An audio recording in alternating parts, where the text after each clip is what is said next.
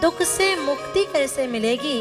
देवर्षि नारद ने कहा, देवी श्री कृष्ण चरणाम भोजा स्मर दुखम गमिष्यति। कृष्ण के चरणों का स्मरण करो, दुख चला जाए। चिंता मत करो, गोविंद के चरणों का चिंतन करो। चिंता की प्रतिज्ञा है, चिंता की प्रतिज्ञा है, वो तब तक दम न लेगी जब तक चिता पर बैठा न देगी, तब तक चिंता दम न लेगी।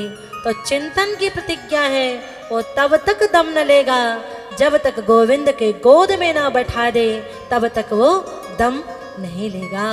इसलिए चिंता मत करो, चिंतन करो, गोविंद के चरणों का चिंतन करो।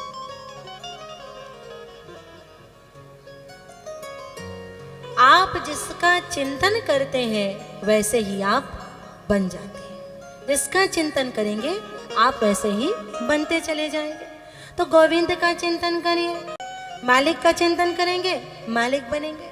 तो आप किसका चिंतन करते हैं? आप तो नौकरों का चिंतन करते हैं। आप तो शाहरुख खान का चिंतन कर रहे हैं, घर में फोटो टांग टांग करके रखे, ये हमारा आदर्श है। आप सलमान का चिंतन कर, आप नौकरों का चिंतन करेंगे, नौकर बनेंगे। मालिक का चिंतन करेंगे, मालिक बनेंगे। तो आपके घर में न जाने कौन कौन से भूत प्रेत के फोटो लगे हुए हैं। अरे भैया, द्वारिकाधीश का चिंतन करो, इसकी सोने की नगरी है, तुमको भी वैसे मालिक बना देगा। चिंतन करो, गोविंद के चरणों का चिंतन करो, आपका दुख चला जाएगा। तो फिर नारद जी भक्ति महारानी के दोनों पुत्रों के पास में गए और उन्हें गायत्री मंत्र सुनाया, गीता के मंत्र सुनाए। सुन सुन कर के लिए थोड़ी देर के लिए चेतना आती, फिर बेहोश होकर के गिर जाते, मूर्छित हो जाते। उसी समय आकाशवाणी हुई, हे देवर्षि, यदि तुम भक्ति ज्ञान वैराग्य तीनों को प्रसन्न करना चाहते हो, कोई सत्कर्म करो। नारद ने कहा, कौन सा सत्कर्म करूं, सत्कर्म कौन सा करूं? आकाशवाणी ने उत्तर नहीं दिया। तो देवर्षि नारद पूछने लगे, साधु संतों के पास जाकर के पूछने लगे, भैया कौन सा सत्कर्म करूं? संतों ने बताया नहीं। तुम देवर्षि हो, तुम्हें नहीं पता तो हमें कहां से पता होगा? आगे चले जाओ।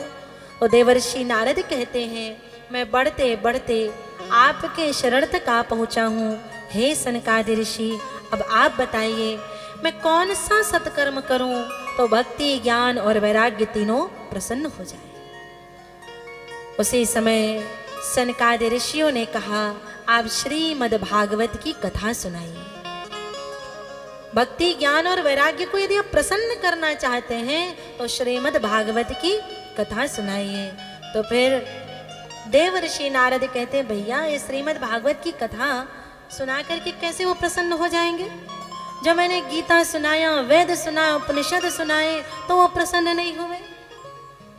तो सनकादि ऋषियों ने कहा, हे देवर्षि, जैसे आम के फल का जो स्वाद है वो आम के पेड़ से नहीं मिल सकता, वैसे श्रीमद् भागवत का जो फल है वो वेद रूपी वृक्ष से नहीं मिल सकता। तो आप यदि भक्ति ज्ञान और वैराग्य को प्रसन्न करना चाहते हैं तो जाकर के श्रीमद् भागवत की कथा कराइए।